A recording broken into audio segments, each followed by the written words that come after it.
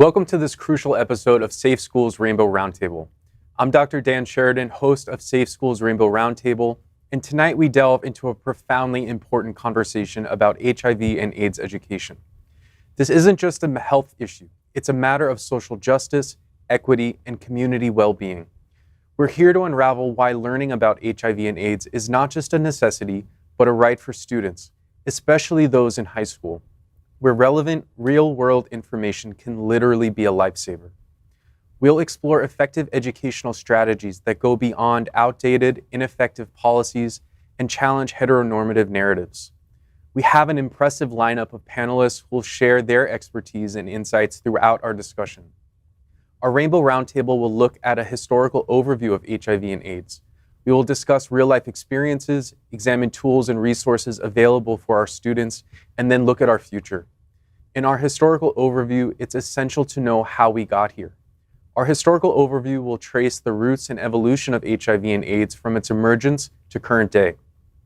We'll look at events, decisions, and figures that have shaped the public health response and education regarding this epidemic. In our real-life experiences, we move to the heart of our discussion. We'll hear fictional yet realistic scenarios depicting a high school student's journey following potential exposure to HIV. These stories are paramount in showcasing the critical steps to take post-exposure and emphasize the vital role that education plays in such pivotal moments of young lives. In our Tools and Resources segment, we preach knowledge is power.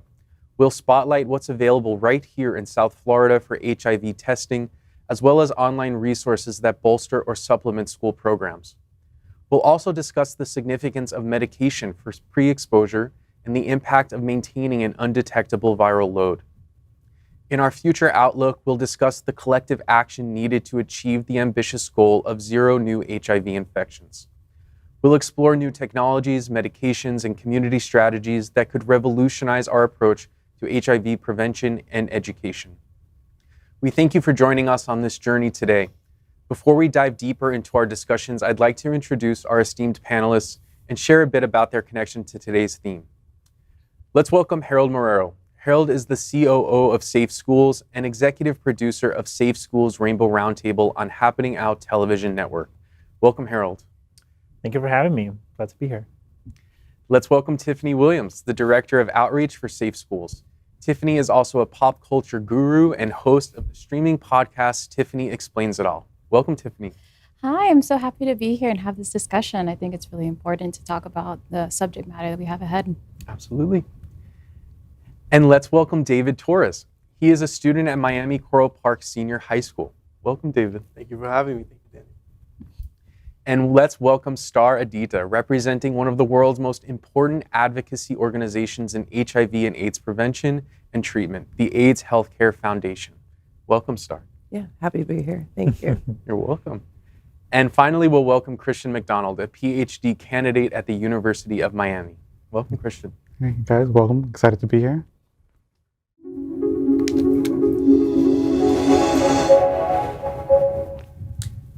As we conclude our comprehensive dialogue on HIV and AIDS, we focus on the future, a horizon filled with promising innovations and significant challenges.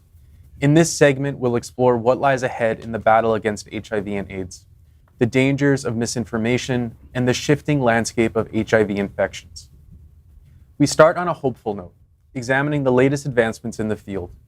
Researchers are tirelessly working on new therapies that could offer longer-lasting effects, potentially reducing the need for daily medication.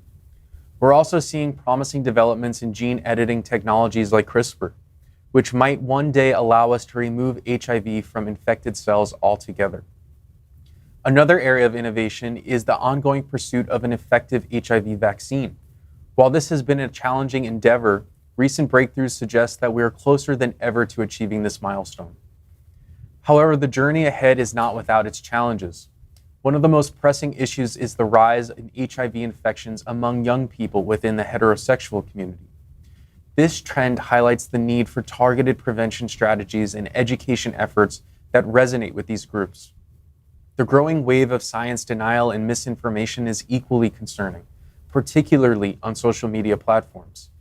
False information about HIV and AIDS can lead to stigma, discrimination, and poor health choices, ultimately undermining our efforts to control and eventually eradicate the virus. This trend poses a significant danger, as it can deter individuals from seeking testing, treatment, and preventive measures while also spreading fear and misconceptions about the virus and those living with it. The future of HIV and AIDS is not just a medical issue, but a societal one. It challenges us to strengthen our healthcare systems, invest in public health education, and bridge the gap between scientific advancements and public understanding. We also need to address the social determinants of health, such as poverty, inequality, and access to healthcare, which play a crucial role in the spread and treatment of HIV and AIDS. As we contemplate the road ahead, it's clear that our fight against HIV and AIDS must be multifaceted, embracing both scientific innovation and societal change. It's a battle that requires medical solutions, social understanding, and collaboration. So to our panelists, I pose this question. Given the evolving landscape of HIV and AIDS and the challenges posed by misinformation and changing infection patterns, what strategies should we adopt to ensure the progress in the next decade? And how can we effectively counter the spread of false information about HIV and AIDS? I just have like this question. It's like, can you imagine if HIV would have hit us during this time of social media and how interconnected we are? Like we saw how COVID went from everybody taking it seriously to then just turning into this circus of misinformation. Imagine what that would have been like if we would have had this disease, this virus start spreading during this time. And how, I part of me wants to be hopeful and be like, well, maybe because we're so interconnected and there's less stigma that it would have been better. But I just feel like people would have gone through some crazy theories. And how, and what can we do now to stop that? Because it's going to continue. Mm-hmm. So, I don't know. I don't know the answer to that. I think especially if we're not going to be able to do it so much in schools, finding those organizations that, and I know Planned Parenthood does it, but having those like outreach kind of like teach-ins and having more youth run things also, as a way of employment, to talk to, other youth. And like I said, I think that most people are afraid that once you start talking about it, that means that you're doing it, which we already know that that's not true. And so I think that the onus is on organizations that work in this field in public health to do more to teach-ins. We know that, small little conversations work because people feel intimate. And if there was like something that we could partner with in the library. Why? Because libraries have books and they have information, For now. Right, I know. I was saying they have a lot of computers now too. So, but just that idea of, each one teach one, because it's going to take us to do that kind of work. Because right now it's just not being done, and it's not being done at a large scale. When I think about the DOH and all of the states that are saying, let's end the epidemic, and I'm like, how if we're not having the open conversations? Let's talk about sex. Let's talk about stigma. Let's talk about it openly. Yeah. And it's not so really quick, and not to go into where it's just so deep, and then you have people who are going to talk about their trauma and they're doing this. No, we're just talking about basic facts. Yeah. We can go into the other stuff, and have some therapy involved Yeah. or whatever. But I think that because those things do come up, and that's another reason people are afraid to talk about it. But then it's that's more reason to talk about it. Mm-hmm. I could definitely say as the other part of my job of being the director of outreach for Safe Schools is that the kids that I have met, there is that need and they do want it. There's so little of them, and they are in GSA clubs. And even then they're we can't even, GSA clubs, unfortunately, are right now, they're on the verge of disappearing. Yeah. And it's even more terrifying. And I mean, I won't even lie. Like, even with my job, I'm like scared that some random child is going to see me and then they're going to tell their parent. They're like, I saw somebody with like some rainbows apparel and like a very questionable, you know. And then that parent tells the school and they're like, well, what's going on? You know, like, oh my gosh. And I do agree with you that we need to start including our youth in these community organizations. And I think, like, I've seen it. They want to do it. They just don't know how to. Mm-hmm. And it's, I've explained to them, and especially a lot of the youth, they're like, well, why haven't you as an organization done more? And I'm like, first off, I love that you're so passionate about the cause. I really do. But look, I'm only one adult and I'm only like part of a community, and I work with other like group organizations as well. And, you know, and I'm very upfront with them and I tell them what's going on. I tell them, I'm like, hey, listen, I'm in meetings every month with other groups and we talk about these things and this is what's going on in the legislation. And I tell them, I'm like, if you've got 5 people in charge, one person doesn't want to talk about it, then one person is for the cause, and then you have 3 more that are not for the cause, who's going to win out of the numbers is the 1 and 3. So, and then the other thing I keep getting from them, they're like, well, everything's like, you know, everything's not going so great right now. You know, they're like, so why should I go vote? Why should I go? You know, I'm like, because of what's going on. If it bothers you, you have to start at the local level. You have to start doing the local stuff to see the bigger change down the road. And I think I get it. They want to see the change happen instantly. And I'm like, girl, me too. Me too. Me and everyone older than me also on the same boat. But we can't get there unless we start taking the baby steps until we start doing the little steps. And I do think that there is a need for especially these community organizations to have more of a social media presence, because let's be honest, like I said, everybody's on social media. And I know the youth are on TikTok like all the time. It's like the new form of news outlet, you know? Yes. And so, yes, is there still going to be misinformation? Of course there is. There has been misinformation since history. Information started. Yeah, since it was you were able to write it down and be like able to look back on it, you know? But to have these organizations that solely like their mission is to talk about safe sex, prevention of HIV and AIDS, you know, to do like small like segments, just conversations, just a place where I could go to these kids. And if they ask me, they're like, oh, like I want to know more about this information. I'm like, well, here's the social media outlet for this organization that solely talks about that. And they can look at the plethora of videos and small segments and just having those discussions. And that's what they really want. They want to have that conversation, but they just don't know how to, or maybe they just don't know the whole story. So, and this is where like I feel like the no nonsense approach is important. Like, don't put flowers in it. Don't try to spruce it up. Just talk about the facts. These are the facts. This is how it works. This is how it doesn't work.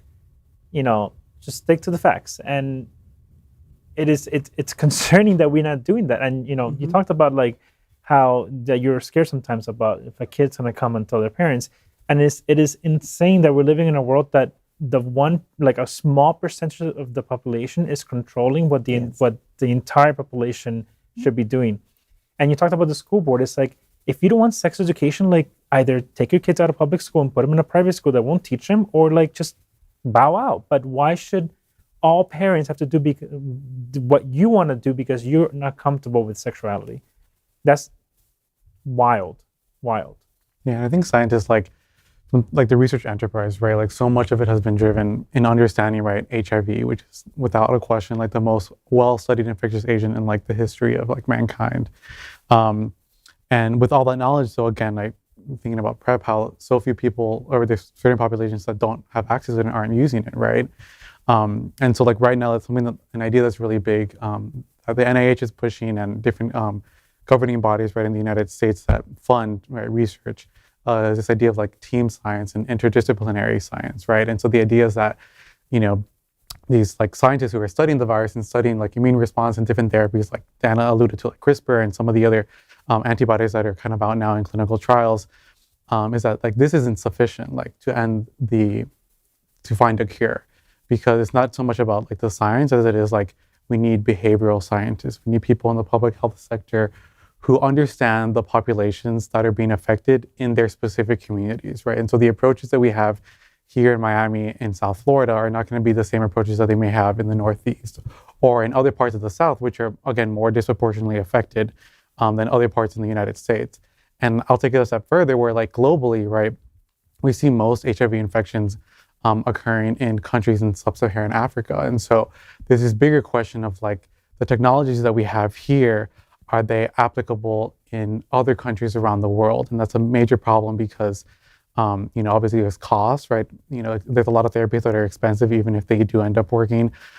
How do we employ these therapies in certain kinds of contexts where maybe they don't have the same kind of resources that we do here in the United States? And so, like, there are a number of different people that need to be brought in, not just, right, again, from this kind of like basic science, like, a vaccinologist or immunologist, to help answer that question. And so, like, there needs to be like a team of people both on the ground and like in the labs doing that work together to inform each other. And again, ideally would be like on a global scale too as well. There's an interesting, I think, intersection between Christian and Tiffany around the idea of voting in politics, that so much government funding for NIH research and grants is motivated by political agendas, those in power. And it really raises a question as for students when they say, why should I vote? Well, research is funded so much by political values and what the government wants to prioritize in terms of funding efforts. And I'm wondering if that conversation has come up or you've been exposed to that in your education departments about how funding can be impacted in upcoming election years or political shifts. Yeah, definitely. And that's the question that comes up, like as a grad student, right, you're worried about like, do I have funding in my lab to be able to pay for me in the next year for other people? And it definitely shifts. We've seen reduction in budget in different, so the NIH is organized in 12 different institutions, right? And so they each kind of govern different sectors in health. So we have like the National Cancer Institute, we have the National Institute of Allergy and Infectious Disease, where most of HIV would kind of come under. And so depending on kind of like the political climate, there's definitely conversations about, well, we may see a reduction in the research availability. And what that means for us is that, you have a number of different investigators, right? You have maybe more younger investigators that have like newer ideas and like different approaches, but because they don't have the same experience as kind of these like old, more tenured professors, they're less likely to kind of get this funding because there's like a pay line that you have to kind of reach. So it's basically you're shortening the financial pool for individuals and making it harder for them to get these grants. And so you have less people studying this and people kind of go out and, they don't want to pursue this science anymore. And then you have less and less people kind of in the pool trying to bring in new information and new studies. So it's definitely a concern for sure, especially in the public sector. Sorry, is that something that also AHF has to contend with? Do you receive government funding or how does that work? I work in public health. Okay. I work in the clinics and do outreach. Okay. So that's like my scope. It's a nonprofit. It's a fund, so I know that we get Ryan White and things like that, but everything else, I'll just speak to public health division. Yeah. But I do think, that's obviously right in this terms of the funding that we get does come from our political values. And if young folks disengage from politics, we lose a whole voice. We lose a whole segment. We lose a whole section. And when you said the kids say that, well, why should I vote when everything just sucks and it's going to continue to suck? It's like, yes, it might still continue to suck, but the more that, a certain generation is going to eventually either die off or let go of the reins of power, there's going to be a vacuum of power. We have to continue to push younger people, younger generations to go and fill in that vacuum, to vote, to show what they want, to tell us what they want to see. And voting is so important. It's just so important. And I can't stress that enough. Like, you need to vote. You need to vote. Doesn't matter. There's only two parties, y'all. Like, just but vote for the ones that are going to do the less damage to you and that are trying to do something better for the world, for the country, for the future. And don't think that just because you don't vote, like, nothing's going to happen. Yeah, it's going to happen. And you're going to get stuck with whatever you get stuck with. Mm-hmm. I mean, people say that like, why would I vote? Because it doesn't do anything. That's why you need to vote. That's like, it's like, duh. Obviously, go vote. That's right. Yeah, and I just think like there is almost I've seen this, and it's really fascinating. And I think there's just a lack of, I guess, a little bit of understanding and compassion from both sides. I hear from the older generation, like, I don't understand the younger generation. I don't understand how they, like, why they're so, like, crazy and radical. And then you have the youth that are like, oh, I don't understand the older generation. Like, they've been around the longest, and they know this has been going on. Why did they just let it happen? And I'm like, okay. Like, I think there's a commonality between the two, but I think they're so focused on their own issues, they're not willing to see each other on the other sides of, like, the discussion. And yeah, when my teens have asked me, they're like, oh, well, you know, I don't know how long my GSA club is going to keep running, you know, and it's like they've already almost accepted this defeat. Mm-hmm. And I'm like, no, you have to keep fighting like this. Like, I understand, like, it's hard, especially now. It's like, instead of going forward like we should have been, where we were going from what we were hearing from you earlier from school, and it's like now we're going backwards. What was the change? What was the reason? You know? And like these teenagers, they're kind of like, they're scared because they've also seen like what happens on like social media. They've seen like firsthand experiences, or they've had their own experiences of going to protest and asking, and like not even asking, saying what they want and what they want to see in their future, and be violated, be assaulted, you know, being like treated horribly just for speaking out on their views. And some of these teens, like, I've met them and they're like, my parents don't know I'm part of the LGBTQ plus. I have to lie to say I'm coming to this club, you know? And I'm just like, I know it's hard when you're in the closet. I know it's hard when you're kind of trying to keep yourself safe, you know? But the only way to have change is to come out and go into the light and be seen and be vocal. And I know it's scary, and especially if you're the first one to come out, you know? But if there are other people who have the same like mind as you do, they will follow you. There's always just like, someone has to kind of lead the charge to have everyone else kind of like band together. Mm-hmm. And feel comfortable enough to be like, okay, we have a big enough group to now talk about this and like, you know, make noise about it. Yeah. Go ahead. Like my school, 2 years ago, we had a protest, but like it was the GSA that had the protest and everything like that. And it was like 100 plus members, 150 students showed up, but it was, I don't know how really effective it was because it was within the school. Mm-hmm. And it did good on social media. I'll give them that, but I don't really know like how effective it was. And like, what are some ways that like as the GSA we can like, because I'm the president of my school's GSA. So how can we make sure that like our voices are actually being heard, or like what can we do to make sure that the GSA like means something in the school?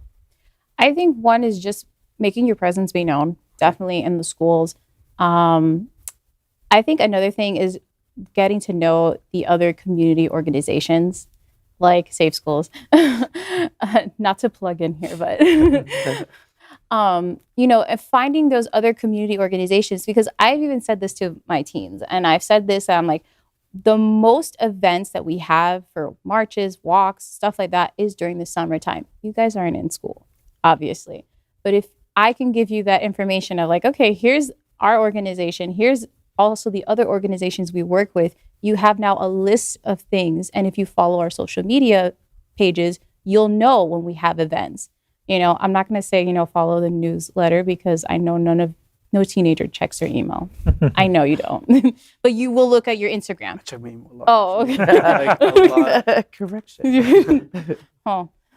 And it's just knowing your local community organizations. Even if it's just like you heard from a friend, like, oh yeah, I've heard from this organization name. And then you look it up. You have a cell phone. Mm-hmm. You can easily look up a name and just be like, oh, okay, and go searching. I think I understand how like that march or that walkout probably was like, it seemed like a big moment, but it wasn't really a big moment. But that's the thing. And what I said about it takes little steps. It may not seem like a big thing. And maybe, yeah, it did get a little bit of social media coverage. But imagine if there were schools across the board doing the exact same thing. Maybe not the same day, maybe like one school. Then you start seeing like a pattern, and that's going to get people's attention. They're like, well, why are all these schools like just kind of almost like taking turns of like walking out because of, whatever reason they're walking out for? I think that just to answer kind of quickly. Final point, because we have to wrap up. Oh, okay. Okay, so I'll make it the point. Is that we have to organize. You have to, as you said, that there's GSAs in other schools, getting in contact and having events together. That's right. We used to do that with Safe Schools, but we can't do that anymore, right? Because they I don't know, like if it's because of the school and all of these other things. I also know that you are a teenager, so there's going to be that part, where you don't have complete autonomy over what you can and cannot do because you're a minor. So, but thinking about like ways to find allies in other groups also, and when you have your list of demands or whatever it is, it's like, you use that one voice. And maybe that's the science club, maybe that's the debate club, maybe that's, some other group that's also and the allies, right? Because we can't do anything without because it's all of us, right? Because as soon as they mute GSA's voice, they can mute another voice, and you let them know about that too, right? And so there's ways to connect and keep that momentum, because there are no small actions. That when you just said students walked out and there was about 100 people, hurrah, right? Because dissent has to happen. If anything, at the end of any of this, when someone is doing wrong against you, it is your job to speak up. And if you can't speak up, maybe someone else next to you can speak up or whatever. But until you find your voice, like, just know that there's other people out there. And the thing is, because there is a GSA, you already have a group. Now it's trying to make that group bigger and that voice being heard, because there are no small actions.